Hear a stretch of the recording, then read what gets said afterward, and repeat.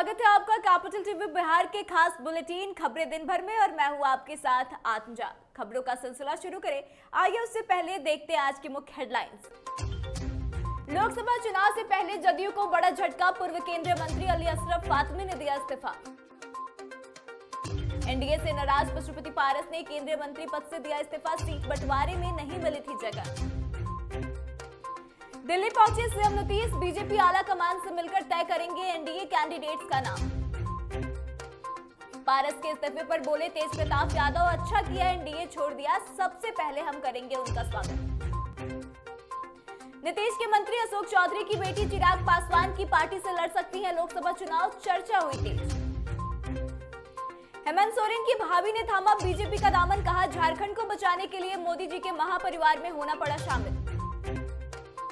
Supreme court में CAA पर बोली सरकार, जवाब के लिए मांगा समय। लोकसभा चुनाव से पहले बड़ा झटका, हिरासत में लिए गए तेजस्वी। पारस के इस्तीफे पर डिप्टी सीएम विजय सिन्हा ने दिया बड़ा बयान, कहा युग और जनरेशन बदलते रहती है। अब खबरें विस्तार में। बड़ी खबर बिहार के सियासी गलियारे से सामने आ रही है, जहां लोकसभा चुनाव के ठीक पहले मुख्यमंत्री नीतीश कुमार की पार्टी जदयू को बड़ा झटका लगा है। जहां दरभंगा से सांसद रहे पूर्व केंद्रीय मंत्री अली अशरफ फातमी ने जदयू से इस्तीफा दे दिया है। जदयू के राष्ट्रीय महासचिव के पद से इस्तीफा देते हुए पूर्व केंद्रीय मंत्री फातमी ने राष्ट्रीय अध्यक्ष नीतीश कुमार को लिखा कि मैं नैतिक मूल्यों की रक्षा हेतु जनता दल यूनाइटेड के सभी पदों और पार्टी की प्राथमिक सदस्यता से इस्तीफा दे रहा हूं। फातमी के इस्तीफे को जदयू के लिए एक बड़ा झटका माना जा रहा है। बिहार में सीट बंटवारे को लेकर नाराज चल रहे केंद्रीय मंत्री और लोक जनशक्ति पार्टी प्रमुख पशुपति कुमार पारस आज केंद्रीय मंत्री पद से इस्तीफा दे दिए हैं। इसके साथ ही पारस ने एनडीए से अपना नाता भी तोड़ लिया है। हालांकि उन्होंने इसका आधिकारिक ऐलान नहीं किया। अपना इस्तीफा देते हुए पारस ने कहा कि मेरे और मेरी पार्टी के साथ नाइंसाफी हुई, मुझे एक भी सीट नहीं दी गई। इसके साथ ही शाम को पारस दिल्ली से पटना के लिए रवाना भी हो गए। सूत्रों की माने तो पशुपति पारस और उनके पार्टी के नेता राजद के संपर्क में हैं। हालांकि यहां भी बात बनने की संभावना बेहद कम है। बिहार एनडीए में सीट बंटवारे का ऐलान हो चुका है। सीट शेयरिंग पर फैसले के बाद मुख्यमंत्री नीतीश कुमार भी 18 मार्च की शाम दिल्ली चले गए थे। ऐसे में माना जा रहा है कि सीएम आज दिल्ली में एनडीए नेताओं से मिलकर कैंडिडेट के नाम पर चर्चा कर सकते हैं। दरअसल 2019 में एलजेपी को नवादा सीट भी मिली थी, लेकिन इस बार नवादा सीट बीजेपी को दे दी गई है। इसके अलावा उपेंद्र कुशवाहा और हम 2019 में गठबंधन में नहीं थे, लेकिन इस बार यह लोग भी एनडीए के हिस्से हैं, तो उन्हें एक एक सीट दे दी गई है। ऐसे में कैंडिडेट का नाम तय करने को लेकर बातचीत करना काफी अहम हो जाता है। हालांकि जदयू की तरफ से कई पुराने उम्मीदवारों को फिर से रिपीट करने की बात निकलकर सामने आ रही है। एनडीए में सीटों के बंटवारे में अनदेखी से नाराज केंद्रीय मंत्री पशुपति पारस ने मंगलवार को मंत्री पद से इस्तीफा दे दिया। कहा जा रहा है कि पारस जल्द ही महागठबंधन में शामिल हो सकते हैं। लालू प्रसाद के बड़े बेटे तेज प्रताप यादव ने महागठबंधन में पारस का स्वागत किया है। उन्होंने कहा कि एनडीए में तो नाइंसाफी होती ही है। उन्होंने बहुत अच्छा किया जो एनडीए को छोड़ दिया, उनको बहुत पहले ही एनडीए छोड़ देना चाहिए था। पशुपति पारस ने काफी अच्छा फैसला लिया है। पारस के महागठबंधन के साथ जाने के सवाल पर तेज प्रताप ने कहा कि अगर पारस महागठबंधन में आते हैं तो सबसे पहले वह उनका स्वागत करेंगे। उन्होंने कहा कि 2025 में भाजपा पूरी तरह से खत्म हो जाएगी।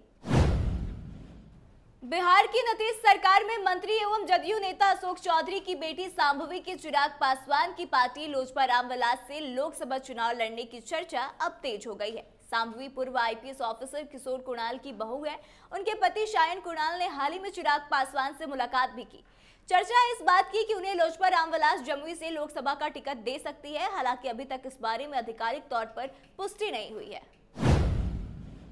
झारखंड के पूर्व मुख्यमंत्री हेमंत सोरेन की भाभी सीता सोरेन अब बीजेपी में शामिल हो गई हैं। झारखंड के जेएमएम को बड़ा झटका लगा है। भाजपा की सदस्यता ग्रहण करने के बाद सीता सोरेन ने कहा कि झारखंड को बचाने के लिए मोदी जी के महापरिवार में उन्हें शामिल होना पड़ा। बता दें कि रांची बीजेपी मुख्यालय में विनोद तावड़े ने सीता सोरेन को पार्टी की सदस्यता दिलाई। बिहार बीजेपी प्रभारी विनोद तावड़े और झारखंड प्रभारी लक्ष्मीकांत वाजपेयी ने सीता सोरेन के साथ साथ उनकी दोनों बेटियां राजश्री और जयश्री को भी भाजपा की सदस्यता दिलाई। नागरिकता संशोधन अधिनियम के विरोध में आज सुप्रीम कोर्ट में कई याचिकाएं अदालत में दायर की गई है। इन सभी याचिकाओं पर आज सुप्रीम कोर्ट में सुनवाई थी। ऐसे में आज सुनवाई के दौरान केंद्र ने अदालत को बताया कि सीएए किसी भी व्यक्ति की नागरिकता नहीं छीनता है।